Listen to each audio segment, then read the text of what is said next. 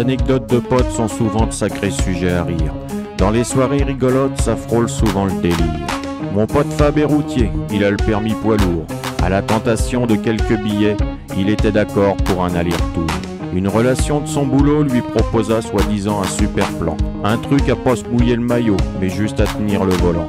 Sa connaissance lui dit elle a une 208 coupée. Ça échauffe déjà les esprits. Hélas, c'était vraiment pas une poupée.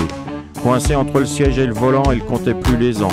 Souple comme un sac à patates, mon pote sent que l'affaire dérape. Vendredi soir, réception du camion. Elle a du monde pour le charger. Le trajet, c'est Nevers-Cavaillon.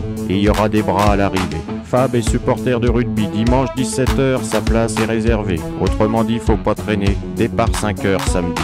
On y est, autoroute du soleil. Au péage, elle a pas d'oseille. Le doute l'envahit et la bite. Va-t-elle lui en faire une petite? Commence une litanie de maladies, pourvu qu'elle se taise. Sa tête penche, elle s'avachit et ronfle bien à l'aise.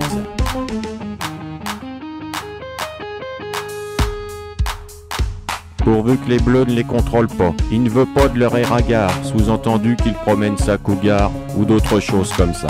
Pause déj, c'est pas un festin, faut pas traîner en route. Sur le pouce, c'est casse-croûte, pièce montée et mignardise, c'est Tintin. À l'arrivée, c'est la déconfiture. Les bras promis ne sont que deux, les autres barrés dans la nature, ça sent tout du plan foireux. Elle lui fait miroiter une rallonge, il faut qu'il remonte ses manches. Ça fleure trop bon le mensonge, mais y a rugby demain dimanche.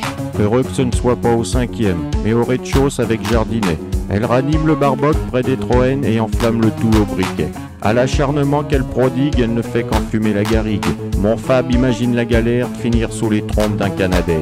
En fait festin, c'était le carême, pas de quoi se péter la panse. Il a fait wet wet chair et comme j'aime, avec les stoms qui crient vengeance. C'est plus le moment de faire réveillon, mamie trouve plus ses médocs dans tout le fourbi de carton. Fab rêve à une montagne de bocs.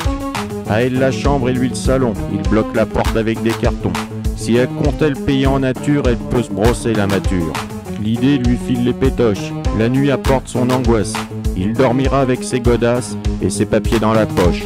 Prêt à s'enfuir par le jardin s'il entend des appels coquins, il fera du stop et prendra le train après lui avoir filé un pain. La nuit se passe sans débordement, le retour s'annonce pied au plancher. Faut pas que mémère ait envie de pisser, il veut pas perdre de temps. Le camion rendu, il attend sa monnaie. La vieille lui promet qu'elle va le régler plus tard car elle a pas de billets, dans une enveloppe qu'elle ira déposer. Le pauvre Fab se sent baiser, vraiment. Déjà cette histoire qui va le poursuivre. Le dû est venu mais sans le supplément. Les mémés n'ont plus de savoir-vivre. Si jamais vous avez besoin de ses services, oubliez-le vraiment et n'appelez pas sur son 06.